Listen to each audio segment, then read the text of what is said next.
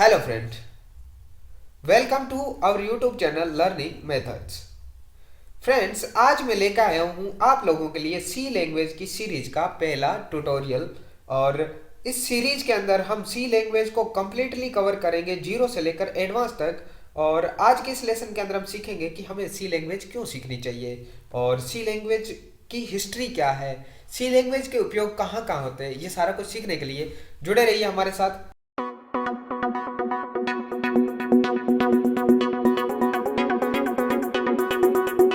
Friends, हमें किसी भी कंप्यूटर लैंग्वेज को जानने से पहले हमें फॉर्मल लैंग्वेज को जानना चाहिए कि लैंग्वेज क्या होती है आखिर। जब हम किसी से बात करते हैं, जैसे अभी मैं आपसे हिंदी में बात कर रहा हूँ या आप किसी से इंग्लिश में बात करते हो, तो हम एक दूसरे के साथ अपने विचारों को व्यक्त करते हैं या एक दूसरे की भावनाओं को समझते हैं। या हम कह सकते हैं कि जो हमारे भावनाओं को एक्सप्रेस करते हैं, हम किसी ना किसी लैंग्वेज का उपयोग करते ही हैं। ये लैंग्वेज हिंदी हो सकती है, इंग्लिश हो सकती है, ये पंजाबी हो सकती है या कोई भी दूसरी लैंग्वेज हो सकती है। तो इन लैंग्वेज जो है वो क्या होती है, एक दूसरे की भावनाओं को या अपने थॉट को एक दूसरे के साथ शेयर करने का एक माध्यम होता है। अब बात करते हैं कंप्यूटर लैंग्वेज क्या होती है। कंप्यूटर लैंग्वेज जो है वो, जैसे कि हम इंग्लिश या हिंदी में एक दूसरे व्यक्ति के साथ बात करते हैं, उसी प्रकार से जब हम कंप्यूटर से इंटरेक्ट करते हैं तब हम प्रोग्रामिंग लैंग्वेज का उपयोग करते हैं,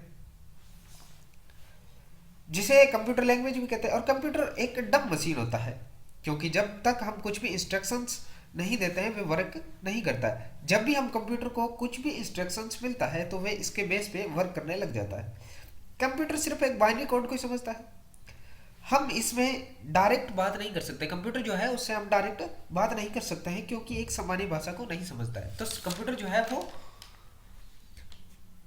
तब हम कंप्यूटर से इंटरेक्ट करने के लिए किसी प्रोग्रामिंग लैंग्वेज की ज़रूरत पड़ती है। और किसी प्रोग्रामिंग लैंग्वेज जो होती है उसकी ज़रूरत हमें कंप्यूटर से बात करने में ही ज़रूरत पड़ती है। जब भी हम कंप्यूटर से इंटरेक्ट करते हैं तो आप किसी ना किसी सॉफ्टवेयर का सहारा लेते हैं, यानी कि कंप्यूटर या फिर आप मोबाइल के अंदर जैसे भी है, तो वहाँ पे आप क्या करेंगे, किसी ना किसी सॉफ्टवेयर की सहायता से आप फ़ोन के साथ वर्क कर पाते हैं। वो यूट्यूब हो सकता है, फेसबुक हो सकता है, इंस्टाग्राम हो सकता है, गूगल हो सकता है या कोई भी सॉफ्टवेयर हो सकता है। तो ये सॉफ्टवेयर जो है किसी ना किसी प्रोग्रामिंग लैंग्वेज में लिखे जाते हैं। और एक सॉफ्टवेयर को लिखने के लिए कोडिंग या इंस्ट्रक्शंस की जरूरत पड़ती है। हम इंस्ट्रक्शंस लिखते हैं, जो सेट ऑफ इंस्ट्रक्शंस होते हैं उससे बनता है प्रोग्राम। और सेट ऑफ प्रोग्राम्स से बनता है सॉफ्टवेयर, यानी कि प्रोग्राम्स का एक ग्रुप होता है। एक प्रोग्राम जो है, एक प्रॉब्लम को सॉल्व करने के लिए एक प्रोग्राम बनाया जाता है, और एक पूरी की पूरी प्रक्रिया को सॉल्व करने के लिए एक सॉफ्टवेयर का डिजाइन किया जाता है। तो ये सॉफ्टवेयर बनता है, और सॉफ्टवेयर जो है वो इंटरफेस प्रोवाइड करवाता है। हमें जो है इंटरफेस प्रोवाइड करवाता है, जैसे यूट्यूब हो गया, एक इंटरफेस प्रोवाइड कराता है जिसकी सहायता से कोई भी यूजर जो है कंप्यूटर से आसानी से इंटरेक्ट कर पाता है। ये बात हो गई कंप्यूटर की। अब हम देखेंगे कि कंप्यूटर जो है वो, उसका प्रोग्राम की स्ट्रक्चर जो है वो किस प्रकार से तैयार की जाती है। मान लेते हैं एक नॉर्मली कोई कोडर है या यूजर जो भी है, सॉरी प्रोग्रामर है, वो क्या करेगा, किसी एक लैंग्वेज को सीखेगा। आप हम या कोई भी व्यक्ति जो है किसी एक प्रोग्राम को प्रॉपरली सीखेंगे। उसके बाद इसके अंदर हम लिखेंगे कोड, जिसको बोलते हैं सोर्स कोड। क्योंकि सोर्स कोड जो होता है उसको इस प्रकार से लिखा जाता है, आपने देखा है अभी वर्ड्स के अंदर। और इस सोर्स कोड जो होता है इसको नहीं समझ पाता है कंप्यूटर, तो इसको समझने के लिए हमें जरूरत पड़ती है कंपाइलर की। और कंपाइलर इसको कन्वर्ट करता है बाइनरी कोड के अंदर। बाइनरी कोड जो होता है उसको कंप्यूटर आसानी से समझ पाता है। तो हम नॉर्मली जो लैंग्वेज सीखेंगे उसके कोड इस प्रकार से लिखे जाएंगे, जैसे ये सी लैंग्वेज के अंदर कोड लिखा गया। और बाइनरी कोड जो होता है इसको मशीन कोड भी कहा जाता है। और इस मशीन कोड को कंप्यूटर जो है वो आसानी से समझता है। तो इस मशीन कोड को रन करने के बाद में कोई भी यूजर जो है इसके अंदर इनपुट दर्ज करेगा तो डिस्प्ले के ऊपर आपको आउटपुट जो है वो प्राप्त हो जाएगा। तो इस प्रकार से कुछ सॉफ्टवेयर का जो है प्रोग्राम्स लिखे जाते हैं और उसकी सहायता से एक सॉफ्टवेयर का डिजाइन किया जाता है। तो अब हम देखेंगे कि इंटरफेस प्रोवाइड होने के बाद यूजर जो है वो किस प्रकार से, जैसे प्रोग्रामर ने हमें क्या प्रोवाइड करवा दिया, इंटरफेस प्रोवाइड कर दिया। तो यहाँ से यूजर किसी भी एक प्लेटफॉर्म को यूज करेगा, इसके अंदर इनपुट करेगा तो उसे आउटपुट प्राप्त हो जाएगा। जैसे यूट्यूब के ऊपर गए, आपने कुछ भी सर्च किया, यूजर को उसका आउटपुट प्राप्त हो गया। तो यूजर जो है वो नॉर्मली एक वर्क करता है, लेकिन इसके पीछे क्या क्या वर्क हो रहे होते हैं। ये यूजर को पता नहीं होता है। जैसे सर्वर हो गया, डेटाबेस हो गया, उस वो वर्क किस प्रकार से करते हैं ये एक नॉर्मली यूजर को पता नहीं होता है। History of C language. C language one of the most popular language है टुडे, यानी कि आज के टाइम के अंदर सी लैंग्वेज का उपयोग जो है वो काफ़ी है। ये स्ट्रक्चर्ड प्रोग्राम है, क्योंकि इसके अंदर जो प्रोग्राम लिखे जाते हैं वो एक स्ट्रक्चर से लिखे जाता है, हाई लेवल है, क्योंकि इसके कोड जो है वो सोर्स कोड के अंदर लिखे जाता है, उसको फिर को कंपाइल करके मशीन कोड बनाया जाता है। तो ये एक हाई लेवल है, जनरल पर्पस है, मशीन इंडिपेंडेंट लैंग्वेज है। तो इसकी डिमांड आज के टाइम में काफ़ी है, सी लैंग्वेज की भी आज के टाइम में भी। नेक्स्ट है कि मार्टिन रिचर्ड जो है उन्होंने डेवलप की पहले बीसीपीएल लैंग्वेज, जिसका पूरा नाम था बेसिक कंबाइंड प्रोग्रामिंग लैंग्वेज, और इसको सिस्टम सॉफ्टवेयर को डेवलप करने के लिए ही बनाया गया था। कब बनाया गया? 1967 के अंदर बीसीपीएल लैंग्वेज को मार्टिन रिचर्ड के द्वारा। उसके बाद आए केन थॉमसन।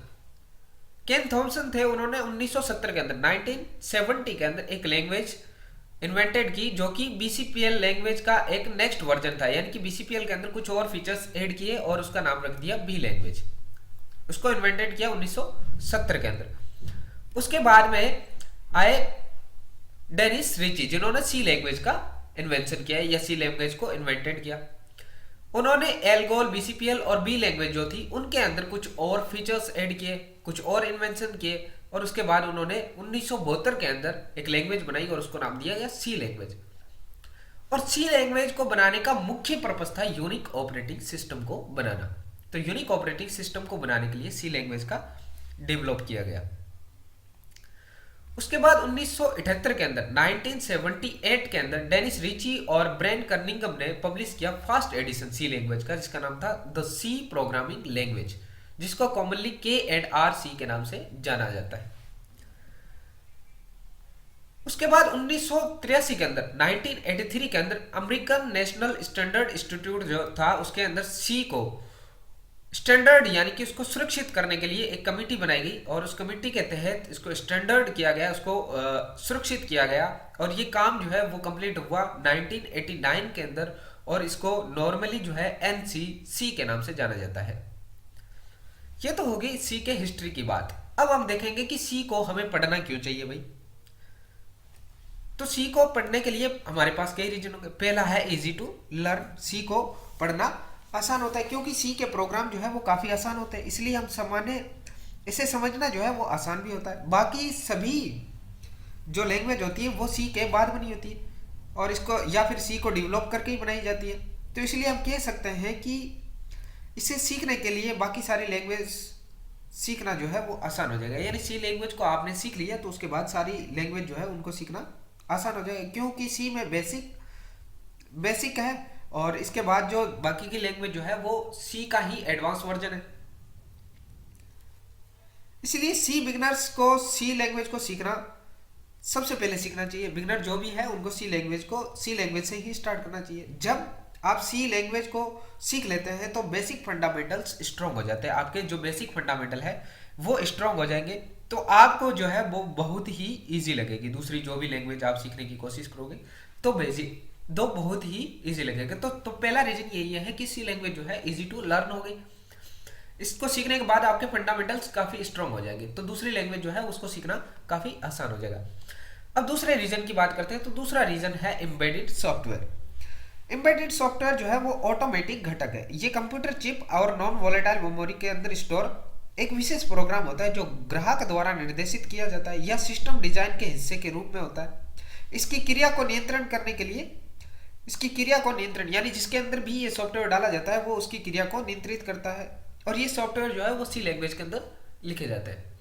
नॉर्मली हम बात करें कि जैसे आपने बाइक जो न्यू बाइक है ये उसके अंदर देखा होगा, जो डिस्प्ले जो आ रही है आजकल डिजिटल डिस्प्ले बाइक की, उसके अंदर जैसे ही फ्यूल टैंक के अंदर फ्यूल कम हो जाता है तो डिस्प्ले के ऊपर इंगित होने लग जाता है कि अभी फ्यूल जो है वो बहुत ही कम रह गया। तो वहां पे जो सॉफ्टवेयर वर्क कर रहा होता है उस प्रकार के सॉफ्टवेयर को बोलते हैं एम्बेडेड सॉफ्टवेयर। या फिर बाइक का जो अब न्यू बाइक आई है उसके अंदर जब आप स्टैंड लगा हुआ है और बाइक को आप चलाने की कोशिश करोगे तो वो नहीं चला पाते, तो वहां पे आपको स्टैंड का ऑप्शन आ जाता है कि स्टैंड को हटाइए, उसके बाद भी आप चला पाएंगे। तो ये जो है फीचर्स और ये जो वर्क कर रहा है ये सी लैंग्वेज एम्बेडेड सॉफ्टवेयर की वजह से कर रहा होता है। और अगला पॉइंट जो है जिसकी वजह से हमें सीखना चाहिए वो इफिशिएंट कोडिंग है। तो सी के प्रोग्राम जो है वो विश्वसनीय होते हैं, और सी लैंग्वेज में सिर्फ जो है वैरायटी ऑफ डेटा टाइप और पावरफुल ऑपरेटर होते हैं, और सी के अंदर सिर्फ 32 कीवर्ड्स ही होते हैं। और सी लैंग्वेज एक हाईली पोर्टेबल लैंग्वेज है, क्योंकि सी के प्रोग्राम जो है वो किसी दूसरे कंप्यूटर पर आसानी से रन कर पाएंगे आप। तो सी के कोडिंग जो है वो काफ़ी इफिशियंसी होती है, काफ़ी आसान कोडिंग होती है, कुशल होती है, जिसकी वजह से हमें सी जो है वो सीखना चाहिए। अगला सी को लैंग्वेज को सीखने का कारण है, सी जो है वो केस सेंसिटिव लैंग्वेज है। केस सेंसिटिव का मतलब हुआ कि सी के अंदर जो वर्ड जो लिखे जाते हैं केस सेंसिटिव होती है, क्योंकि सी के अंदर जो अपर केस लेटर है और लोअर केस लेटर है उनके मीनिंग अलग अलग होते हैं। जैसे कैपिटल ओ और स्मॉल ए जो है वो अलग अलग माने जाएंगे सी लैंग्वेज के अंदर। अगर आपने कैपिटल ए कहीं भी एज ए वेरिएबल लिया है और दूसरी जगह पे आपने स्मॉल ए ले लिया, तो ये दोनों अलग अलग माने जाएंगे सी लैंग्वेज के अंदर। उसके बाद अगला पॉइंट जो है वो है लेस एग्जीक्यूशन टाइम। तो सी लैंग्वेज जो है उसके वो एक बहुत ही फास्ट लैंग्वेज है, क्योंकि सी के अंदर मेमोरी मैनेजमेंट जो है वो प्रोग्रामर के हाथों में होता है। अगर वे अच्छी तरह से अपने एल्गोरिथम को प्लान करें तो मशीन लेवल लैंग्वेज जो होती है, मशीन लेवल उसके काफ़ी करीब पहुंच जाता है, जिसकी वजह से सी लैंग्वेज के प्रोग्राम जो है वो काफ़ी फास्ट हो जाता है। तो इसकी वजह से क्या हो जाएगा, इसका जो भी प्रोग्राम लिखे जाएंगे उनका एग्जीक्यूशन काफ़ी फास्ट हो जाएगा, तो उसके अंदर टाइम नहीं लगेगा, तो लेस टाइम लगेगा। तो इसका एक रीजन ये भी बहुत अच्छा है कि सी लैंग्वेज जो है उसके एग्जीक्यूशन का टाइम बहुत कम लगता है। अगला ऑप्शन है कि सी इज स्ट्रक्चर्ड प्रोग्रामिंग लैंग्वेज। सी क्या है, एक स्ट्रक्चर्ड प्रोग्राम, यानी इसके प्रोग्राम को लिखने के लिए एक स्ट्रक्चर्स होता है, उसी के अंदर ही हमें प्रोग्राम्स लिखने होते हैं। तो सी एक स्ट्रक्चर्ड प्रोग्राम है। अगला पॉइंट है C helps you to understand internal architecture of computer, यानी कि कंप्यूटर के इंटरनल आर्किटेक्चर को समझने के लिए सी बहुत ही जरूरी होती है ये, और हेल्प करती है। यानी कि सी लैंग्वेज जो है हार्डवेयर के काफी क्लोज होती है। तो सी लैंग्वेज को सीखेंगे तो आप कंप्यूटर के नॉर्मली हार्डवेयर को आप सीख पा रहे होंगे, उसके आंतरिक जो संरचना है कंप्यूटर की उसको भी आप समझ पा रहे होंगे। इसी वजह से क्या होता है कि जो सी लैंग्वेज के अंदर जो ऑपरेटिंग सिस्टम जो होते हैं वो सी लैंग्वेज के अंदर लिखे जाते हैं। कंप्यूटर के जो ऑपरेटिंग सिस्टम होते हैं, मोस्ट ऑफ ऑपरेटिंग सिस्टम जो है वो सी लैंग्वेज के अंदर ही लिखे जाते हैं। और इसका अगला पॉइंट है वो है आफ्टर लर्निंग सी, यानी कि जैसे ही आप सी को सीख लेंगे it will be much easier to other language other programming language, यानी कि जैसे ही आप सी को सीखेंगे उसके बाद दूसरी कोई भी प्रोग्रामिंग लैंग्वेज जो है वो सीखना आपके लिए आसान हो जाएगा, क्योंकि सी के सीखने से आपके फंडामेंटल्स जो है, बेसिक फंडामेंटल्स जो है वो स्ट्रांग हो जाएंगे। उसके बाद किसी भी दूसरी लैंग्वेज को सीखना आपके लिए बहुत ही आसान होने वाला है। आगे देखेंगे सी के उपयोग कहाँ कहाँ होते हैं। ये तो हमने देख लिया कि सी हमें क्यों सीखनी चाहिए, उपयोग भी देख रहे हैं कि कहाँ का सी का उपयोग होता है, कहाँ का हुआ है। तो ये देखते हैं। अब देखेंगे create operating system such as a window, और ये देखेंगे अब ऑलमोस्ट जितने भी ऑपरेटिंग सिस्टम है वो जो है वो सी लैंग्वेज के अंदर ही लिखे गए। जैसे विंडोज हो गया, एंड्रॉयड जो है उसके कोर सिस्टम भी सी लैंग्वेज के अंदर लिखे गए हैं, मैक हो गया, ये सारे जो है सारे ऑपरेटिंग सिस्टम जो है वो सी लैंग्वेज के अंदर ही लिखे जाते हैं।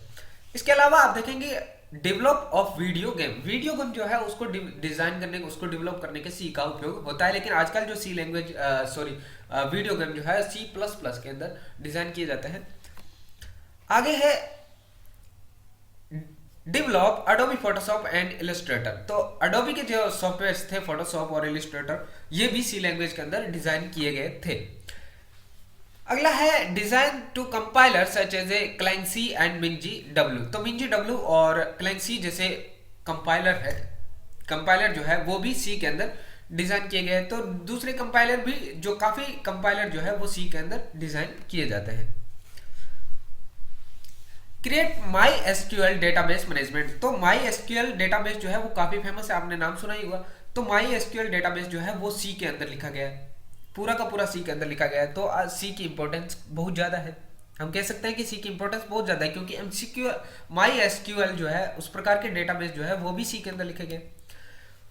उसके बाद है क्रिएट इंटरप्रेटर। किसी भी इंटरप्रेटर को आप डिजाइन करेंगे तो सी की जरूरत पड़ेगी। पाइथन इंटरप्रेटर हो गया, मैटलैब इंटरप्रेटर हो गया, तो इस प्रकार के इंटरप्रेटर्स जो है वो सी के अंदर लिखे जाते हैं। और बहुत सारी दूसरी ऐसी लैंग्वेजेस है जो कि सी के अंदर लिखी गई है। बहुत सारी लैंग्वेज जो है उनकी लाइब्रेरीज जो है वो सी के अंदर लिखी गई है। तो सी का उपयोग जो है आज के टाइम में भी बहुत ज़्यादा है। और बाकी के सी के जो प्रोग्राम्स है उनको आगे की वीडियो के अंदर कवर करेंगे। आज का वीडियो इतना ही। अगर अच्छा लगा तो लाइक कीजिएगा, शेयर कीजिए और चैनल को सब्सक्राइब जरूर करें। मिलेंगे नेक्स्ट वीडियो में, तब तक के लिए bye bye, take care, have a nice day, thank you for watching.